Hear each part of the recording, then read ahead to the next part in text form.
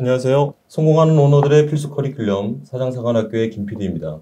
오늘은 중소기업 컨설팅 전문가 이은경 프로님 모시고 사내근로 복지기금 관련해서 말씀을 나눠보도록 하겠습니다. 안녕하세요, 프로님. 안녕하세요. 사내근로 복지기금 관련된 내용 준비해 오셨는데요. 네. 요즘 관련된 문의가 많이 들어온다고 하더라고요. 네.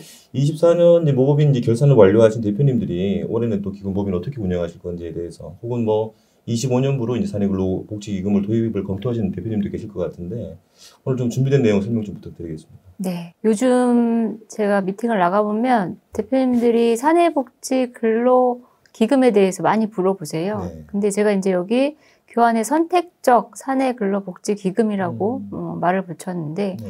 기존에 만들어 놓으신 업체도 많으시고 이제 앞으로 만들 건데 고민을 하시는 대표님들 많으시더라고요. 과거 한 1, 2년 전만 해도 사내복지기금이 뭐야 하시는 대표님들이 많았다고 하면 네. 요즘에는 이제 사내근로복지기금에 대해서 모르시는 회사는 없는 것 같습니다. 그래서 많이 만들어 놓으셨는데 운영 자체를 어떻게 하셔야 되는지 관리를 어떻게 하셔야 되는지 모르셔서 오히려 이제 요즘에는 운영 자체를 어떻게 해야 되는지 도움을 요청하는 회사들이 많아졌고 제가 지금 시즌에서 좀 더 빨리 영상을 좀 찍었었어야 되는데 운영 보고서 지금 제출 기간이거든요. 그래서 그거 맞춰서 좀 질문들이 많으시기 때문에 오늘 이 내용을 준비했습니다. 그래서 많은 대표님들이 그러세요. 사내근로복지기금이다. 네. 그러면은 약간 협의체 정도 운영하는 거 아니냐 싶으지만은 실제로는 이게 어떤 비영리 법인을 운영한다라는 이제 설명을 드리면 되게 이제 좀 혼란스러워하시고 또 내가 또 법인을 운영해야 돼 이런 좀 이렇게 그 부담을 가지시는 것도 사실인데 오늘 좀 자세한 설명해 주시면은 거기에 대한 부담도 많이 가라앉으시고 그리고 실질적으로 이게 어떻게 활용이 되는지도 많은 도움이 될 것 같습니다. 네. 그러면은 먼저 그 사내근로복지기금에 대한 정확한 어떤 개념부터 좀 네. 설명을 좀 부탁드리겠습니다. 네. 네. 사내복지기금이란 사업주가 기업 이익의 일부를 출원하고 회사와는 별개의 사내복지기금 법인을 설립하셔야 됩니다. 그 기금을 관리, 운영하여 근로자의 생활안전, 복지 증진을 위한 사업을 시행하는 제도 자체를 사내근로복지기금이라고 하고요. 제가 이제 앞에 선택적이라고 말씀드린 부분은 사내복지기금을 통해서는 이제 출원금의 50%를 활용하실 수 있는데 선택적이 들어가게 되면 80%까지 활용을 하실 수 있고요. 그리고 지금 이제 사내복지기금이 많이 활성화되면서 정부의 지원 자체도 많이 늘어나고 있습니다. 그 부분을 잠깐 설명드려보면 근로복지기금 설립부터 운영보고서까지 관리 체계로 좀 이제 지금 4월 달 됐으니까 3월 말까지 운영 지원이라든지 이런 부분들을 신고하셔야 되는 시간이고요. 똑같습니다. 세무 지원도 근로기금 법인 설립하시고 기장 운영 보고서를 작성하셔야 되는 건 똑같습니다. 그러면은 사내복지기금에 대한 정의를 드렸다고 하면 이제 구조는 어떻게 되는지 잠깐 설명드려 볼게요. 어떻게 비용 처리가 되는지 로직을 한번 보면 법인이 운영을 하시고 사내복지기금 법인을 설립하셨잖아요. 법인을 설립하시면 출원금을 사내복지기금에 출원을 하셔야 됩니다. 그래서 출원금을 이제 출원하셨을 때는 약간 이제 증여세라든지 상속세 이런 부분이 비과세 되는 부분이 있고요. 그 다음에 사내근로복지기금은 고유의 목적 사업이 들어가 있어야 됩니다. 이제 근로자의 어떤 복리후생 제도를 마련하기 위한 그런 기준들을 만들어 놓으셔야 되고요. 그다음에 여러 가지 대부나 이런 부분을 활용하실 수도 있고 근로자 입장에서는 소득세를 일부 절세하실 수 있고요. 그다음에 일정 기준 내에 주택자금 이런 부분을 활용하셔서 사업장도 그렇고 근로자도 그렇고 양쪽이 다 혜택을 보실 수가 있습니다. 그래서 근로자 측면하고 사용자 측면 다시 한번 좀 정의를 만들어 봤고요. 근로자 측에서는 근로소득 외에 추가적으로 복지비용 수혜를 받으실 수 있습니다. 예를 들어서 재난구조 지원, 생활자금 지원, 그다음에 우리사주를 구입하는 지원, 주택 구입하실 때 임차 지금, 임차에 대한 부분을 지원받으실 수 있고요. 그다음에 장학금, 기념품, 그 다음에 기금에서 지급하는 금품 이런 부분들을 받으실 수 있습니다. 그리고 사용자 측에서는 실질적인 임금 인상 없이 근로자에게 복지 혜택을 제공하실 수 있습니다. 그래서 사용자의 기금 출연액에 따라서 송금이 인정되는 법인세에 감면받으실 수 있고요. 그 다음에 경영여건, 직전 연도 수익금의 변동에 따라서 출연액을 조정하실 수 있습니다. 그리고 근로자 복지 수요 등에 대해서 능동적으로 좀 대처하실 수가 있고요. 그 다음에 기금에서 지급하는 금품 임금이 아니므로 실질적인 임금 인상 없이 복지 혜택 제공하실 수가 있습니다. 네, 그러면은 뭐 전반적인 설명을 좀 해주시는데 이 기금이 어떻게 조성되는지는 조금 더 명확하게 설명이 좀 필요할 것 같아요. 네. 기금 조성하는 방법에 대해서 좀 말씀해 주십시오. 네. 기금의 조성은 기업 출원 법인이 있고 사내복지 기금 법인이 있습니다. 그래서 이거는 조금 이제 저희가 컨설팅을 하면서 이런 부분을 좀 같이 진행을 하는데 법인의 어떤 현재 상황들이 다 다르실 거예요. 그래서 법인의 이제 기금을 통해서 좀 법인의 가업승계를 만약에 진행을 한다 그러면은 사업 무관 자산 같은 것들이 비중이 높을 때가 있습니다. 그러면은 원래 이제 직원들의 복지 차원에서 사내복지 기금을 고민하고 있었는데 회사에 이제 사업 무관 자산들이 너무 많다, 현금 비중이 많다 그러면은 이걸 실질적으로 직원한테 좀 주고 싶은데 이제 받는 입장에서도 세금이 많고 주는 입장에서도 손배 인정이 안 되니까 회사들은 이제 고민을 하시거든요. 그럴 때에 이제 사내복지 기금을 어떤 형태로 이제 만들어서 이 지금 사업무관의 현금 비중이 높은 것들을 처리할 수 있을까? 이럴 때 좀 활용을 하시면 좋습니다. 예.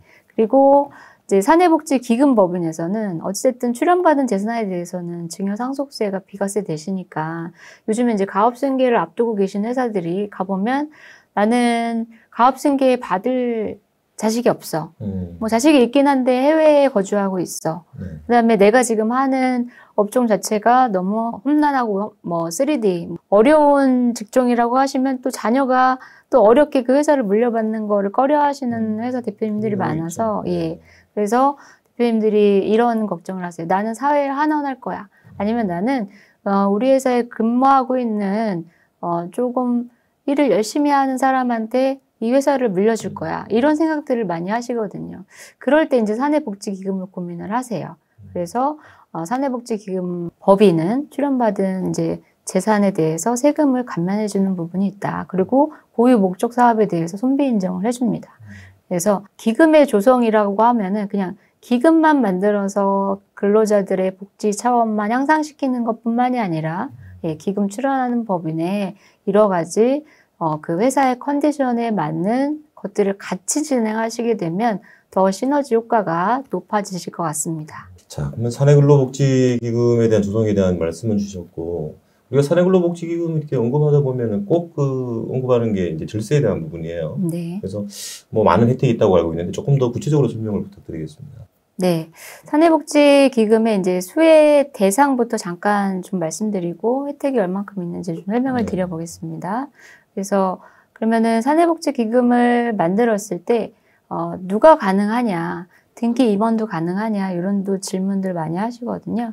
그래서 이제 표로 작성한 것처럼 재직 중인 근로자는 다 가능하시고요. 사실상 근로자인 인원은 다 가능하십니다. 계약직 아르바이트, 임직원, 그다음에 현장직 가능하시고요. 근데 등기 임원은 가능이 안 하세요. 예, 등기 임원은 해당이 안 되시고요. 직원 친목단체도 안 되십니다. 그다음에 사회복지단체 안 되시고요. 근로자가 아닌 불우이웃 안 되십니다. 그다음에 사내 상조회 재출연 안 되시고요. 그래서 엄연하게 사내복지기금은 저희 회사의 근로자 형태로만 지원이 가능하시다. 그리고 직접 도입 업체의 근로자 이제 가능하시고요. 그다음에 파견 근로자도 가능하십니다. 그리고 제가 이제 빨간색으로 표시한 거는 근로자의 배우자나 가족도 가능하시고요. 그다음에 사망하신 근로자의 유족도 가능하시고요. 퇴직 근로자 가능하십니다. 정관의 규정이 있다면 가능하신데 최근에 제가 사례를 보면 이제 회사에 정말 열심히 일하신 분이 이제 사망을 하셔서 보상금을 지급해야 되는데 그 지급을 어떻게 할까 형태를 이제 모르시거나 혜택을 더 많이 주고 싶은데 뭐 세금 같은 부분이 있어서 이제 사내복지기금에서 유가족들한테 매달 일정의 금액을 보상 유로 이제 유족 보상처럼 지급하신 사례도 제가 봤기 때문에 그런 사례들은 굉장히 좋은 사례들이라서 많이 좀 활용하셨으면 좋겠어서 제가 그런 사례들을 만들어 왔고요. 그다음에 사내복지기금 이제 도입하고 실제 사례를 이제 기업별로 제가 좀 만들어 온 건데요. 창업주가 보유한 이제 100억의 주식을 기금 법인에 전액 출연을 하고 임직원이 한 500명 정도인 제약회사였습니다.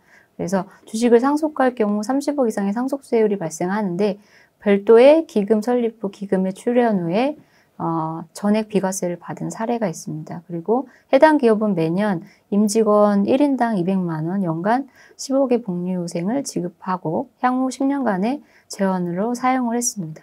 이런 이제 사례들은 이제 좀 규모가 큰 이제 사례들이고요. 그다음에 급여 인상 대신 복지기금을 통해서 복지 포인트로 지급하는 이런 형태도 있습니다. 그래서 선택적 복지하게 되면 카드를 발급받아서 복지 포인트로 어떤 선택적 복지를 하는 것들을 말하거든요.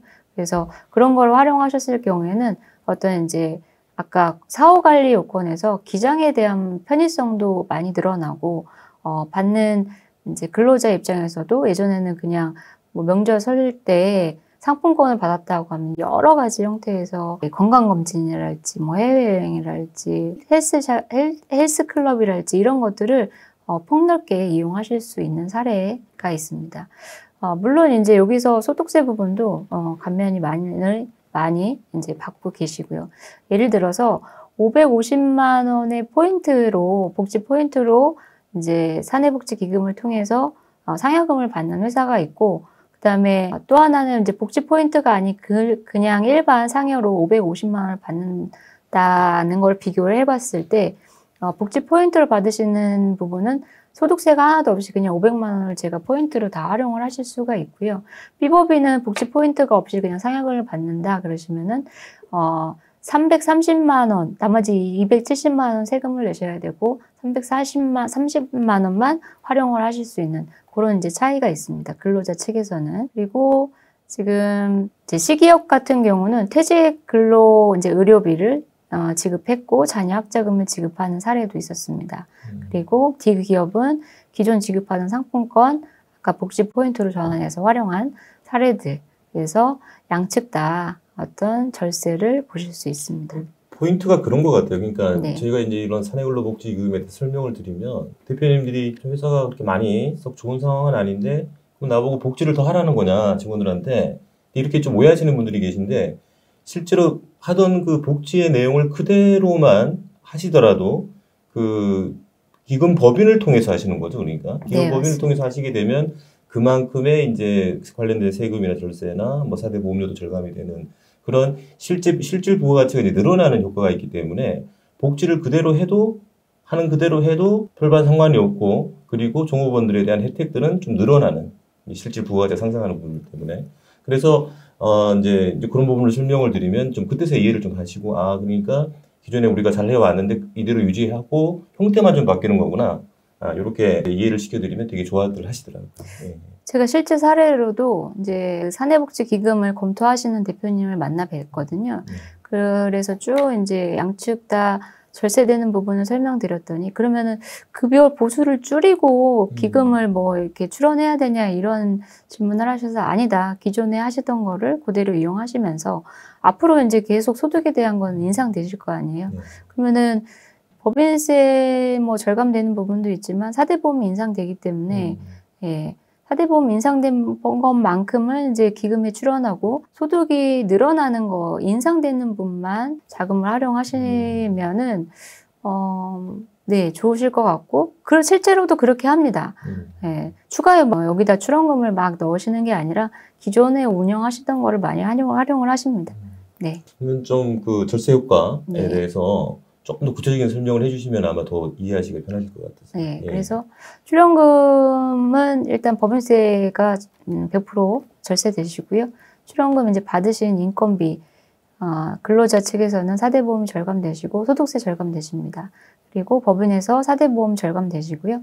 그다음에 각종 법정수당, 연장, 휴일, 휴업수당, 퇴직금이 감소하는 효과가 있습니다. 그러면 근로자 측에서는 소득이 인상되는 부분의 퇴직금에 대한 부분이 감소를 하잖아요. 그래서 이런 부분도 저희가 좀 이제 활용할 수 있는 방법들이 많은데 이거는 제가 오늘 시간이 좀 짧은 관계로 다음에 좀 자세하게 설명드릴 때 부가적으로 설명을 드려야 될 것 같습니다. 그리고 이제 뭐 차명주식을 회수하고 자기주식 관리를 하시면서 이제 사내복지기금도 많이 활용을 하시는데 이 부분도 분량이 너무 많은 관계로 제가 다음에 시간이 좀 많을 때 풀타임으로 뭐 영상을 제작할 때 그때 한번 다시 다루겠습니다.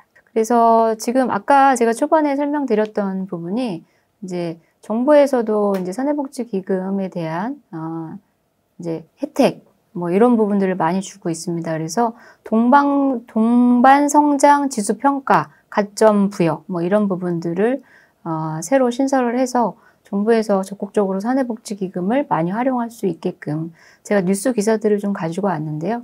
이제 그런 내용으로 이제 중소기업, 대기업도 활용을 하시면 좋을 것 같고요.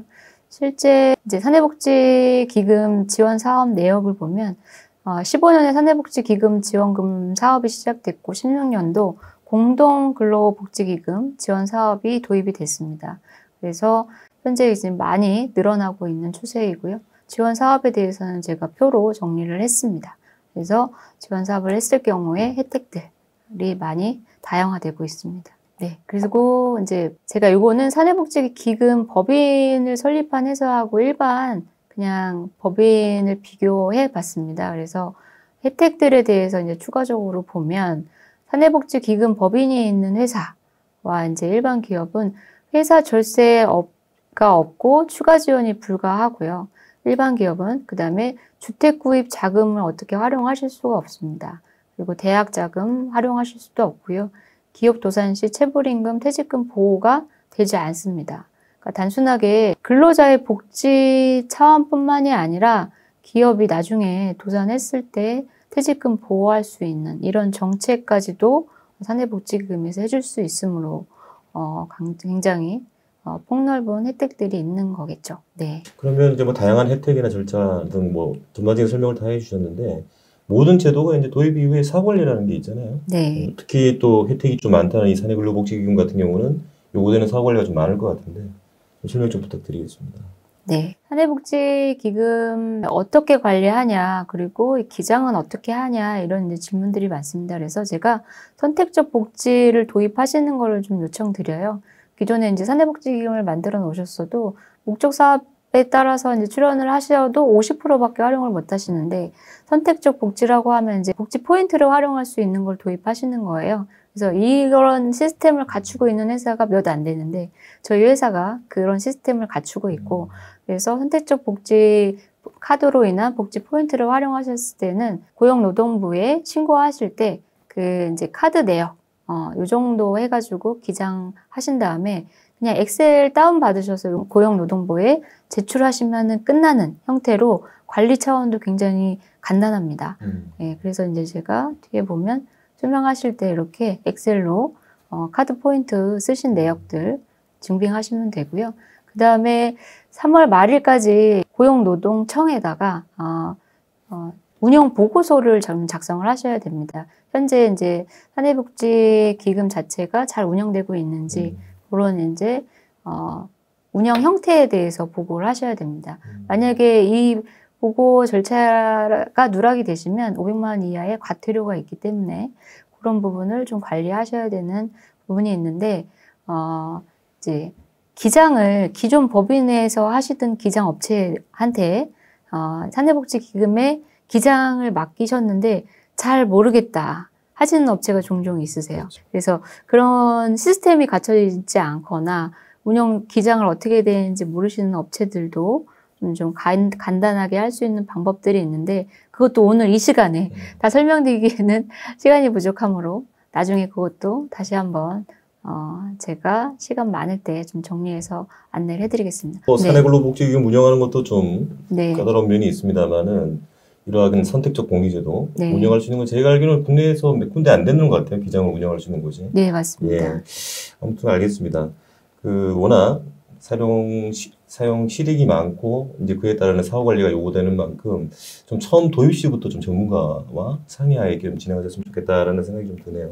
네. 그래서 제가 사내복지기금은 이렇게 점점 확대가 되고 있고, 그 다음에 어떤 유능한 인재를 스카우트하는 데에도 굉장히 좋은 효과가 있고요. 기존에 저희 회사의 유능한 인재를 다른 회사에 또 뺏기지 않는 이런 부분에서도 굉장히 중요한, 더 이상은 복지 서비스가 공무원이나 공기업, 대기업, 임직원들만 받는 그런 서비스는 아니다. 그리고 과거에는 선택이었다고 하면 이제는 필수 아이템이다. 이런 걸 좀 설명드리고요. 좀 간단하게 하실 수 있는 인프라가 되어 있는 이제 좀 사례들이 많이 접한 전문가들과 상의를 하셔서 혼선이 없으셨으면 좋겠습니다. 좋은 제도입니다. 좋은 제도인데 어렵다. 뭐 이렇게 좀 안 좋은 이미지로 각인되는 것들이 저는 좀 안타깝고요. 좀 좋은 제도를 잘 활용하셔서 많은 혜택들을 받아가셨으면 좋겠다 하는 차원에서 오늘 영상 자료 준비했습니다. 네네. 네, 오늘 그 이은경 프로님 모시고 사내근로복지기금, 그중에서도 이제 특히 선택적 사내근로복지기금이라는 게 이제 무엇이고 운용상의 혜택과 이제 사후 관리에 대한 말씀까지 나눠봤습니다.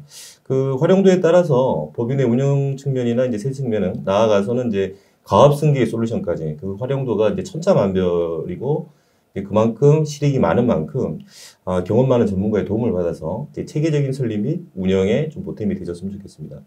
성공하는 언어들의 필수 커리큘럼 사장사관학교, 다음번에는 더 좋은 내용으로 찾아뵙도록 하겠습니다. 지금까지 김PD였습니다. 감사합니다.